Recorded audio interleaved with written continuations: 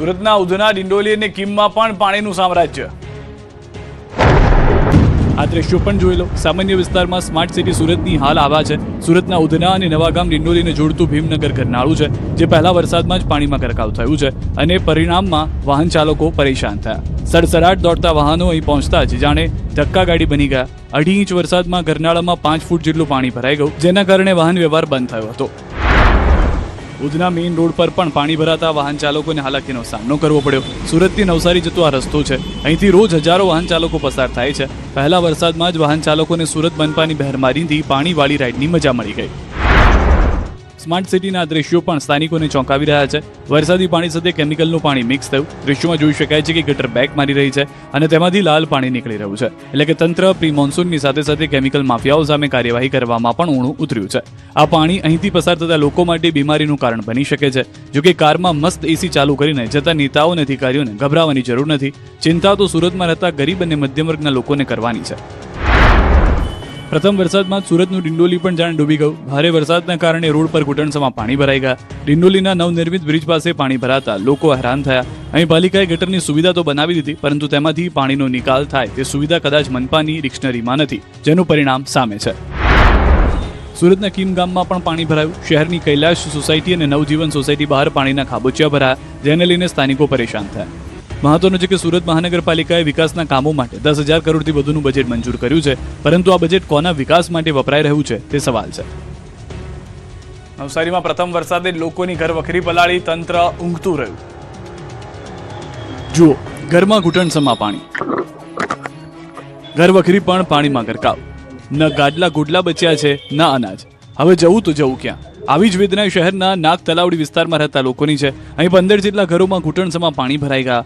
લોકોની ઘર વખરીને નુકસાન પહોંચ્યું। ઘરનો સામાન પાણીમાં તરતો જોવા મળ્યો। પહેલા વરસાદમાં જ આ સ્થિતિ સર્જાતા સ્થાનિકોએ રોષ વ્યક્ત કર્યો અને તંત્રની કામગીરી પર સવાલ ઉઠાવ્યા। જોકે તલાવડી વિસ્તારના લોકો માટે પણ આ ઘટના નવી નથી। અહીં વર્ષોથી ડ્રેનેજ લાઇનની સફાઈ ન થઈ હોવાનો દાવો છે, જેના કારણે અહીં નીચાણવાળા વિસ્તારમાં રહેતા લોકોને હાલાકીનો સામનો કરવો પડ્યો। આ ઉપરાંત દુકાનોમાં પણ પાણી ભરાઈ ગયા હોય તેવા દ્રશ્યો જોવા મળ્યા। ઘર વખરીનો સામાન પલળી જતા લોકો ગંભીર સ્થિતિમાં મુકાયા છે અને તંત્ર પાસે સહાયની અપેક્ષા રાખી રહ્યા છે। આજ બધી અપેક્ષા તો કઈ આવી નથી, પણ અપેક્ષા રાખીએ। સુરત, નવસારી, ભરૂચમાં જામ્યો વરસાદી માહોલ। મેઘરાજાની જોરદાર બેટિંગ। દક્ષિણ ગુજરાતમાં મેઘરાજાએ જોરદાર બેટિંગ શરૂ કરી છે। સુરત, નવસારી અને ભરૂચ જિલ્લામાં ધોધમાર વરસાદ વરસતા એક તરફ લોકોને ગરમી અને બફારામાંથી રાહત મળી છે, તો બીજી તરફ અનેક વિસ્તારોમાં પાણી ભરાતા જનજીવન પ્રભાવિત થયું છે।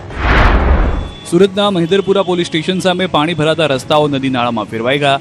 લિનિયર બસ સ્ટેન્ડ સામે પણ જળબંબાકારના દ્રશ્યો સર્જાયા। રેલવે સ્ટેશન વિસ્તારમાં બ્રિજ નિર્માણની કામગીરી દરમિયાન પાણી ભરાતા બ્રિજ સેલના અધિકારીઓ અને કર્મચારીઓએ પણ પાણીના નિકાલની કામગીરી હાથ ધરી। વેસુ વિસ્તારમાં પણ પ્રથમ વરસાદમાં જ અનેક માર્ગો પાણીમાં ગરકાવ થઈ ગયા। શહેરના અનેક વિસ્તારોમાં વાહન ચાલકો અને સ્થાનિકોને ભારે હાલાકીનો સામનો કરવો પડ્યો। વેસુ વિસ્તાર પણ પ્રથમ વરસાદમાં પાણી થઈ ગયો, જેને લઈને સ્થાનિકોએ રોષ ઠાલવ્યો હતો। ભગવાન મહાવીર કોલેજ રોડ ઉપર પણ 3 ઇંચ વરસાદમાં જ પાણી જતા રોડ પર નદીઓ વહેતી હોય તેવા દ્રશ્યો સર્જાયા।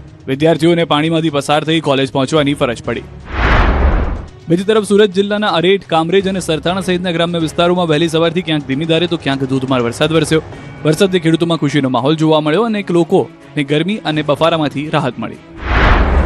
નવસારીમાં પણ લાંબા વિરામ બાદ મેઘરાજાએ ધમાકેદાર એન્ટ્રી કરી। શહેરના Dhanera point, session road, tower road અને ડેપો સહિત અનેક વિસ્તારોમાં ધોધમાર વરસાદ વરસ્યો। ભારે પવન અને કાળા વાદળો બાદ વરસેલા વરસાદથી શહેરવાસીઓ અને ખેડૂતોમાં ખુશીની લાગણી જોવા મળી। ભરૂચ જિલ્લાના અંકલેશ્વર અને હાંસોટ પંથકમાં પણ વહેલી સવારથી ધોધમાર વરસાદ વરસતા ચોમાસાનું વિધિવત આગમન થયું। વરસાદથી વાતાવરણમાં ઠંડક પ્રસરી ગઈ અને ખેડૂતોમાં ખુશીનો માહોલ જોવા મળ્યો। જોકે અંકલેશ્વરના ગડખોલ પાટિયા વિસ્તારમાં પ્રથમ જ વરસાદમાં પાણી ભરાઈ જતા તંત્રની કામગીરી સામે સવાલ ઊભા થયા। આયપ્પા મંદિર સામે નહેરનું નાળું ઊંચું કરવાની કામગીરી બાદ વરસાદી પાણીના યોગ્ય નિકાલના અભાવે રોડ પર પાણી ભરાઈ ગયા, જેના કારણે વાહન ચાલકોને ભારે મુશ્કેલીનો સામનો કરવો પડ્યો। સ્થાનિકોએ વરસાદી પાણીના નિકાલ માટે કાયમી વ્યવસ્થા કરવાની માંગ ઉઠાવી છે। અમરેલીમાં પહેલા વરસાદમાં નદીમાં નવા નીર, સુરતમાં ખાડીમાં પૂર। દક્ષિણ ગુજરાતથી લઈને સૌરાષ્ટ્ર સુધી મેઘરાજાએ ફરી જોરદાર હાજરી નોંધાવી છે। ક્યાંક નદીઓમાં નવા નીર આવ્યા તો ક્યાંક રસ્તાઓ પાણીમાં ગરકાવ થતા વાહન વ્યવહાર પ્રભાવિત થયો। અમરેલી જિલ્લાના સાવરકુંડલામાં માત્ર 2 કલાકમાં 3 ઇંચથી વધુ વરસાદ ખાબકતા સમગ્ર શહેર અને ગ્રામ્ય વિસ્તારો પાણીથી તરબોળ થઈ ગયા।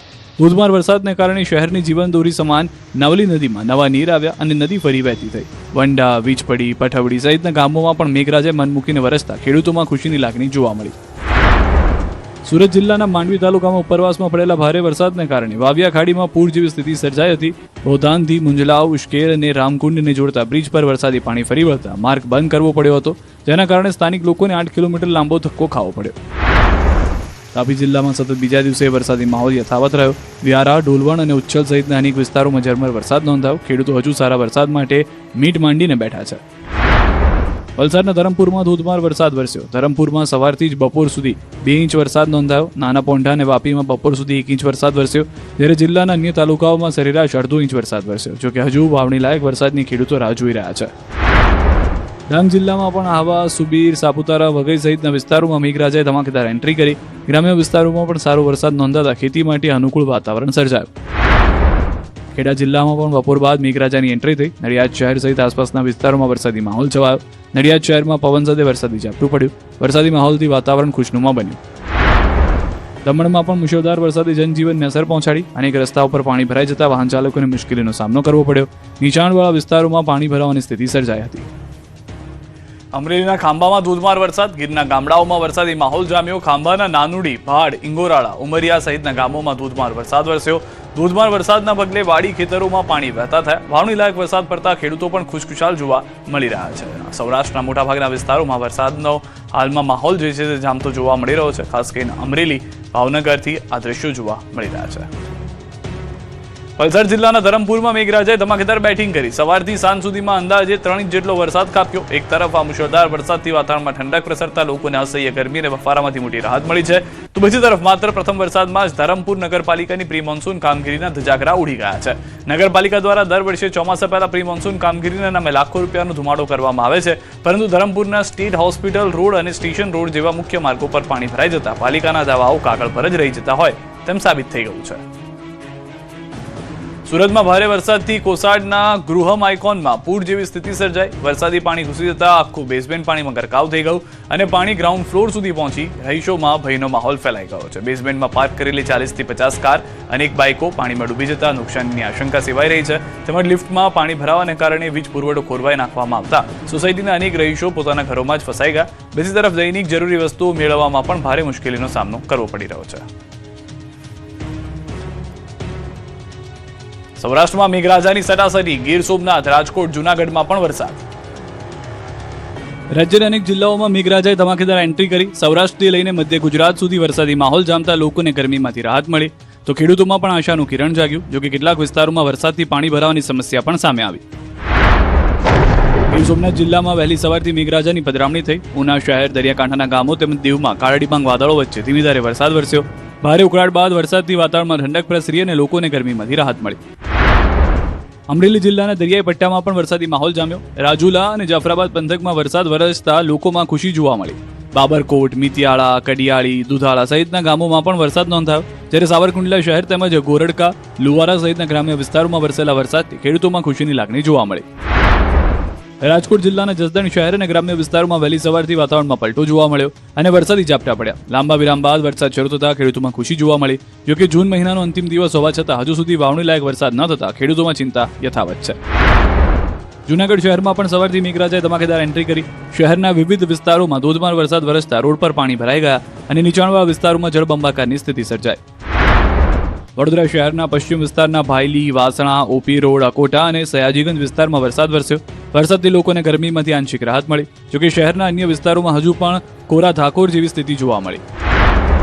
આણંદ જિલ્લાના પેટલાદ પંથકમાં પણ મેઘરાજાએ પધરામણી કરી. પેટલાદ શહેર અને આસપાસના ગ્રામ્ય વિસ્તારમાં વરસાદ વરસ્યો. લાંબો સમય રાહ જોડાવ્યા બાદ મેઘરાજાએ આળસ ખંખેરતા સ્થાનિકોમાં ખુશી જોવા મળી. ચોમાસું ધારણ કરશે આક્રમક સ્વરૂપ. હવામાન વિભાગે સિઝનમાં પહેલીવાર જાહેર કર્યું રેડ એલર્ટ. 3 और 4 जुलाई extremely heavy rainfall red warning के साथ दिया गया है. ગુજરાતમાં ચોમાસું હવે વધુ આક્રમક બનવાના એંધાણ છે. 2 દિવસના વિરામ બાદ હવામાન વિભાગે ફરી ભારે વરસાદની આગાહી કરી છે. એટલું જ નહીં, આ સિઝનમાં પ્રથમ વખત દક્ષિણ